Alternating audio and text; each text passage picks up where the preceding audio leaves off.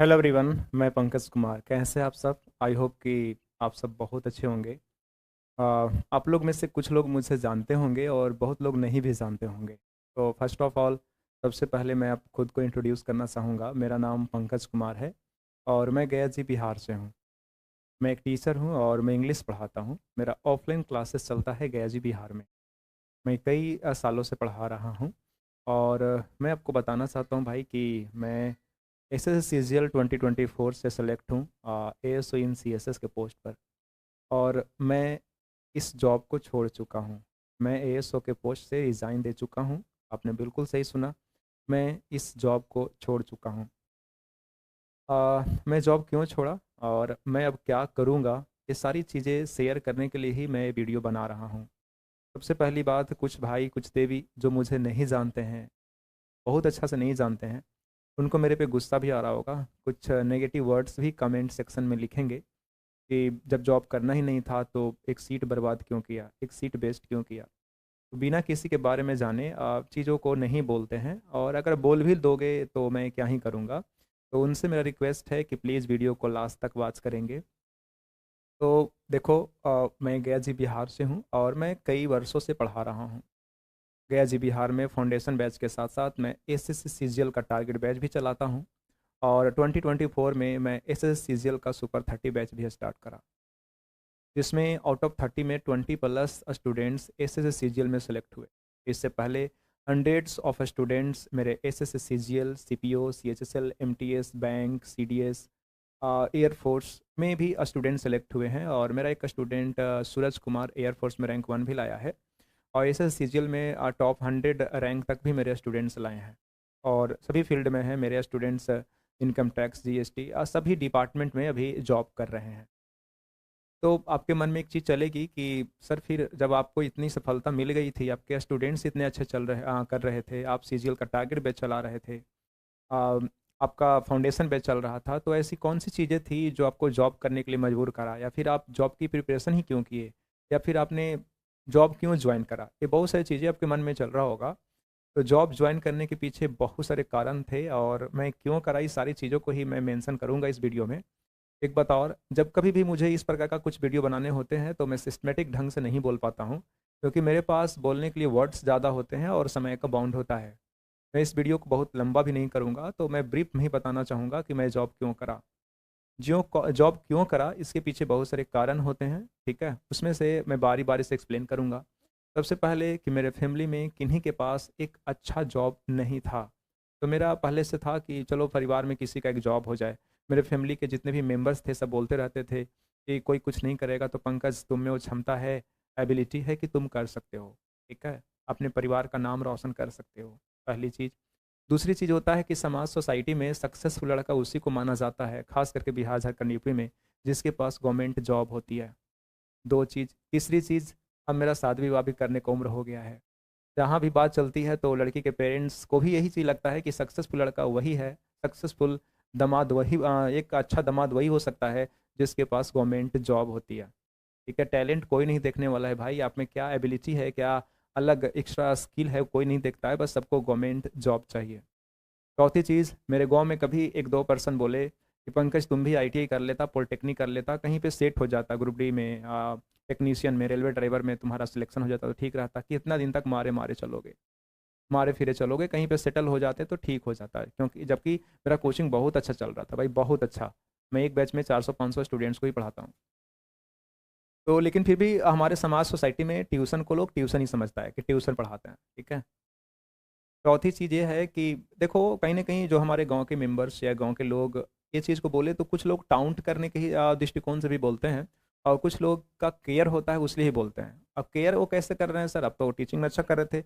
मुझे लगता है, आपको लगता है कि मैं टीचिंग में अच्छा कर रहा था, लेकिन बहुत लोग को नहीं लगता है। तो उनको लगता है बस यही कि ट्यूशन पढ़ा रहा है, ट्यूशन पढ़ा रहा है, जो छोटे सर में पढ़ा रहे होते हैं। और सबसे ज़्यादा जो मुझे हिट किया कि फाउंडेशन बैच के साथ-साथ मैं टारगेट बैच पढ़ाता हूँ और सुपर 30 चलाता हूँ, और ईच एंड एवरी बैच में maths, reasoning, English, GK, GS सब मैं ही पढ़ाता हूँ, खुद पढ़ाता हूँ।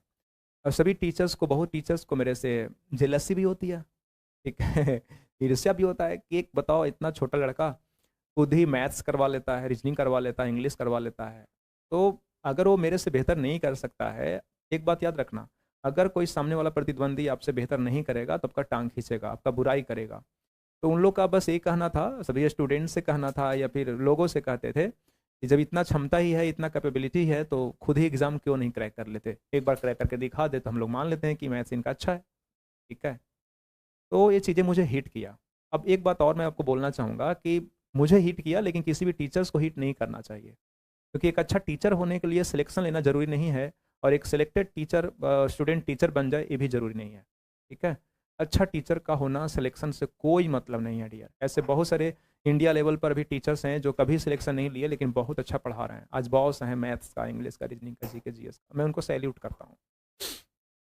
लेकिन मैं बहुत सेंसिटिव पर्सन हूँ, मुझे किसी के बाद जल्दी हिट हो जाता है, हिट कर देता है। अगर आसपास में कुछ लोग आपको कुछ नेगेटिव बोल रहा है, टांग खींच रहा है, उसमें अगर 1% भी चीज़ें सच्चाई होती है, उनका बात सही होता है, तो कहीं ना कहीं लग जाता है। और मुझे लग गया कि अरे भाई, कहीं ना कहीं उसके बात में तो मतलब कुछ परसेंट तो सही है ना यार। मैं मैथ्स रीडिंग पढ़ा रहा हूँ, इंग्लिश पढ़ा रहा हूँ, तो सिलेक्शन क्यों नहीं ले सकता हूँ। और मेरा एक भी जीत था कि गया कभी, बहुत कम ही टीचर्स ऐसे हैं जो मतलब सिलेक्शन लेकर पढ़ा रहे हैं। ये सारी चीज़ें मुझे हिट किया, मुझे लगा क्यों नहीं एक बार सिलेक्शन लिया जाए। और मैं 6 महीना 7 महीना मेहनत करा, ऐसे तो सारा चीज़ पे मेरा मेहनत था ही, लेकिन मॉक लगाया, मॉक का प्रैक्टिस किया, और फाइनली मेरा selection S S C G L 2024 के through S in C S S में हुआ। यूपीएससी में मैं जॉब कर रहा था, और मैं 4 मंथ्स जॉब भी करा। 4 मंथ्स में जॉब भी करा, तो जॉब का एक्सपीरियंस तो मैं उतना नहीं बता पाऊँगा, लेकिन हाँ जितना भी मैं एक्सपीरियंस किया हूँ, एक मैं अलग सेपरेट वीडियो में आपसे बताऊँगा कि 4 मंथ्स मेरा समय कैसा रहा जॉब में। ठीक है। तो ये सारी चीज़ें था भाई, और मैं केवल जॉब नहीं लिया, मैं लोगों को प्रूव कर दिया, साबित कर दिया कि एक अगर टीचर चाह जाएगा तो कुछ भी कर सकता है। एक टीचर अगर चाह जाएगा तो कुछ भी कर सकता है, तोड़ कर रख सकता है, उखाड़ के फेंक सकता है। मैं मैथ्स में मेंस में 90 में 90 स्कोर करा, रीजनिंग में 90 में 90 स्कोर करा, इंग्लिश में मेरा एक क्वेश्चन गलत हुआ सिली मिस्टेक आर्टिकल से, और मैं आउट ऑफ 35 में 131 स्कोर करा। जीके जीएस थोड़ा सा मेरा वीक है, तो आउट ऑफ 25 में मैं 33 स्कोर करा, मैं देख यहाँ पे लिख चुका हूँ। ठीक है, आपको यहाँ पे सामान्य दिख रहा होगा। तो जॉब हुआ, सारे परिवार खुश हुए, फैमिली खुश हुए, समाज सोसाइटी में भौकाली आ गया कि चलो एक अच्छा जॉब लग गई। जितने भी लोग बोल रहे थे वो भी शांत हो गए, संतुष्ट हो गए, वो भी एक्सेप्ट कर लिए कि नहीं, लड़का में टीचर में दम तो है। तो यहाँ के बाद का मेरा जर्नी कैसा रहा, मैं दिल्ली गया एक अलग एक्सपेक्टेशन लेकर कि बच्चों को मैं वादा करके गया कि देखो भाई, मैं ऑफलाइन तो आपके साथ अब नहीं हूँ, ऑफलाइन तो आपके साथ नहीं हूँ, लेकिन दिल्ली से मैं ऑनलाइन आपको पढ़ाऊँगा और ऑनलाइन मैं बैच शुरू करूँगा। लेकिन वहाँ जाने के बाद पता चलता है मिनिस्ट्री ऑफ कमीशन में जॉब करना कितना मुश्किल और कितना टफ है, कितना स्ट्रिक्ट है। सीसीएस और सीसीए रूल होता है, उसके तहत आप जॉब के अतिरिक्त कुछ और भी बेनिफिट का कार्य नहीं कर सकते हैं, किसी और कार्य में इन्वॉल्व खुद को नहीं कर सकते हैं। तो दिल्ली में मैं गया, 8 बजे ऑफिस जाना, 8 बजे रात में आना, फिर खाना पीना सो जाना, डेली वही काम करना, जो मेरे पे मैच नहीं कर रहा था, सूट नहीं कर रहा था, मेरे नेचर के अनुसार मैच नहीं कर रहा था। मुझे फ्रीडम पसंद है, मुझे थोड़ा सा फ्री होकर पढ़ाना पसंद है, बच्चों के बीच रहना पसंद है। मुझे था कि चलो मैं जॉब भी कर लूँगा, परिवार समाज को भी मैं सेटिस्फैक्शन दूंगा और खुद को भी सेटिस्फैक्शन दूंगा दिल्ली में टीचिंग करके। लेकिन दिल्ली में ऐसे सर्कमस्टेंसेस मिले, ऐसे सिचुएशन मुझे मिला कि मैं सारा काज तो कर सकता था, लेकिन मैं केवल और केवल टीचिंग नहीं कर सकता था। मेरा नेचर के अगेंस्ट था। मैं किसी भी कार्य के बिना रह सकता हूँ, लेकिन टीचिंग के बिना नहीं रह सकता। और दिल्ली में मैं टीचिंग से ही दूर था। मैं खुद को बहुत समझाने की कोशिश करा, एडजस्ट करने का कोशिश करा, लेकिन 1 महीना 2 महीना 3 महीना 4 महीना 4 महीना तक मैं सैलरी लिया हूँ। 4 महीना होने के बाद भी मैं नहीं एडजस्ट कर सका। इवन सेक्शन में जितने भी सीनियर्स ऑफिसर्स थे, हमारे साथी थे, वो सब समझाने की कोशिश किए, ठीक है, इंकरेज किए, इंस्पायर किए, लेकिन मेरे पे कोई असर नहीं हुआ। बहुत दौड़ का जीवन मुझे बहुत परेशान किया। मेट्रो, टाइम शेड्यूल, डेली का डेली सेम रूटीन, सारी चीज़ें। तो ये सारी चीज़ों से मैं परेशान हो गया भाई, और मेरे से नहीं हुआ, जिस कारण से मैं रिज़ाइन दिया। रिज़ाइन देना ये जो डिसीजन था, बहुत बड़ी डिसीजन था। इवन किसी के लिए भी आसान डिसीजन नहीं है भाई। ठीक है, बहुत बड़ा डिसीजन होता है ना, कि मैं बहुत दुविधा में रहा। ये डिसीजन लेने में मुझे कितना खुद को एनालिसिस करना पड़ा मैं ही जानता हूँ। इधर कुआं उधर खाई वाला आप कहावत सुने होंगे। मेरे पास दो दुविधा था कि या तो मैं अपने परिवार के सपनों को मारकर दांव पे लगाकर खुद को खुश करूं, या खुद को दांव पे लगाकर परिवार को खुश करूं या खुश कर दूं। परिवार को तो बस यही लगता था कि ये तो ऐसे ही बचपना कर रहा है, सभी लोग जॉब कर रहे हैं, 10-20 हज़ार के जॉब के लिए लोग मर रहा है, और इसका इतना अच्छा जॉब है, जॉब क्यों नहीं कर रहा है। लेकिन मेरे अंदर की बात, अंदर की जो हलचल थी उसे कोई जान नहीं सकता था। तो मेरे लिए बहुत बड़ा डिसीजन था, मुझे ऐसा डिसीजन लेना था कि मैं क्या करूं कि दोनों चीज़ बैलेंस रहे। परिवार का भी मैं बहुत अच्छा से केयर कर सकूं, उन लोग भी संतुष्ट रहे और मैं खुद को भी ठीक कर पाऊँ। तो घर परिवार, मुझे फिर लगा कि घर परिवार को चाहिए ही क्या यार। घर परिवार को बस यही चाहिए कि अगर कभी मुश्किल परिस्थिति हो, बीमार पड़े, कोई समस्या आए तो ये केयर करे, देख पाए, इतना पैसा अर्न कर ले। तो मुझे लगा कि बिजनेस करके, मैं टीचिंग करके भी ठीक ठाक पैसा अर्न कर लूँगा, परिवार को भी देख लूँगा और खुद को खुश भी रखूँगा। नहीं तो वैसे मुझे कुछ हो जाएगा। जॉब में अगर रहूँगा तो 4 साल 5 साल मैं खींचता, लेकिन मुझे क्या होता नहीं होता कोई नहीं जानता है, परिवार तो देखने नहीं आ रहा था। तो मैं एक डिसीजन लिया कि मैं टीचिंग ही करूँगा। स्टार्टिंग में मेरे परिवार मेरे से नाखुश रहेंगे, दुखी रहेंगे मेरे डिसीजन से, लेकिन मुझे लगता है कि आगे चलकर वो भी एक्सेप्ट कर लेंगे और खुश हो जाएंगे। जिस कारण से मैं डिसीजन लिया हूँ भाई, अब मैं सही किया कि गलत किया, आप लोग कमेंट सेक्शन में ज़रूर बताना। मैं फिर से उन भाइयों को थोड़ा सॉरी बोलना चाहूँगा जिनको लगता है कि मैं एक सीट वेस्ट किया, बर्बाद किया। तो ये कतई नहीं था, मेरा कोई इंटेंशन नहीं था भाई। मैं दिल्ली गया था कि मैं जॉब के साथ-साथ पढ़ाऊँगा, लेकिन ये संभव नहीं है कि आप जॉब भी करोगे और फिर टीचिंग भी कर लोगे। तो फिर मुझे लगा कि छिप-छिप कर पढ़ाना, ठीक है? हाइड होकर पढ़ाना, बहानेबाज़ी करके पढ़ाना, झूठ बोलकर पढ़ाना मिनिस्ट्री में कमीशन में, ये सही नहीं है।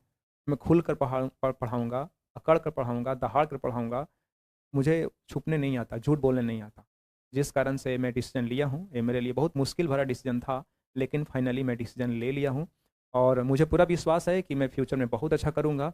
और इस वीडियो के माध्यम से उन भाइयों को भी मैं बताना चाहता हूँ जो हमेशा से टेंशन में रहते हैं, डिप्रेशन में हैं और ऐसे डिसीज़न नहीं ले पा रहे हैं, तो अपने मन को सुनो। लेकिन ये नहीं कि मेरा कॉपी और नकल करके आप डिसीज़न ले लो, अब जॉब छोड़ दो। आपको बहुत अच्छा से एनालिसिस करना होता है और ये मैं नहीं बोलूँगा कि एसओ इन सीएसएस खराब जॉब है, जीएसटी बहुत अच्छा है, इनकम टैक्स बहुत अच्छा है। देखोगे डिपेंड करता है कि आप क्या चाहते हैं। आपकी चाहत क्या है उसके अनुसार जॉब वैरी करता है। किसी को इनकम टैक्स बहुत अच्छा लगता है, तो किसी को एएसओ बहुत अच्छा लगता है, तो किसी को जीएसटी बहुत अच्छा लगता है। आप चाहते क्या हैं, उस पर जॉब का नेचर वैरी करता है, ठीक है? तो मैं नहीं बोलूँगा कि एएसओ खराब था। एएसओ इन सीएसएस जन्नत है बहुत लोगों के लिए और एएसओ इन यूपीएससी ये तो बहुत अच्छा है। और जो भी इस वीडियो को देख रहे हैं हमारे सेक्शन से, डिसिप्लिनरी एंड अपील केस से, जो हमारे एएसओ सर हैं, Manjeet sir, Sandeep sir, Mukesh sir और शशिकांत सर, आपको बहुत-बहुत धन्यवाद सर कि मुझे मुश्किल भरी सिचुएशन में मेरा साथ दिए, मुझे समझाएँ, ठीक है? मुझे क्या करना चाहिए, नहीं करना चाहिए, मार्गदर्शन किए। इवन हमारे सारे साथी सीनियर्स एएसओज़ को भी बहुत-बहुत धन्यवाद, दिल से शुक्रिया। मौका मिलेगा तो ज़रूर मैं आपसे मिलना चाहूँगा क्योंकि आपके मात्र साथ होने से ही मेरे में एक अलग एनर्जी मैं महसूस करता हूँ, तो आपको दिल से धन्यवाद।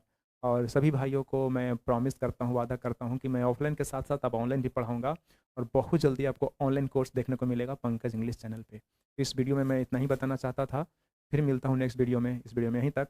सभी को बहुत-बहुत धन्यवाद। जय हिंद, जय भारत। चलिए ठीक।